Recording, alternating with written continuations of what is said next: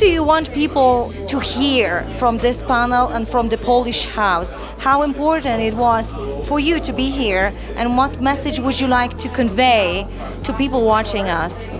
Yes, well, first of all, a huge thanks to Poland, as I said initially, and I think this is addressed mainly to the Polish audiences, right? So as I said, Poland has been our number one ally, both militarily, economically, and also humanitarianly, actually. So number one is a huge thank you, and we'll never forget that, the feat that the Polish people have put up and the sacrifice. That's number one. Number two, in terms of the current priorities that Ukraine is facing, I mean, we're obviously in the middle of a war, so the number one challenge is to make sure that military support is happening unhindered. It's always a continuous flow of weapon supplies, ammunition that we need, and that we can improve our air protection, our air defenses in particular, so that we can defend our economy, not just our people. I was speaking about this during the panel.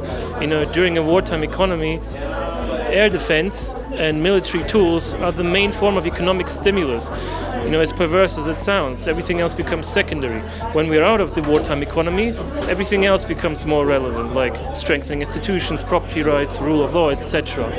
But right now we have to make sure that we are well protected directly through the skies, and our sky is, secure, but also that we have a good dynamic on the front line, because if the dynamic is turning against us, if the tide suddenly turns against us, that's going to affect expectations. And if expectations are, affected negatively, then again, there's less investment, people become scared, there's panic, there's people fleeing, and businesses start shutting down. So that's very important. No matter how you cut it or how you slice it, how you look at the problem, the military aspect is central, not just for the actual conduct of war, but actually for the management of the economy. But having said that, of course, we need financial support, and I've spoken about that.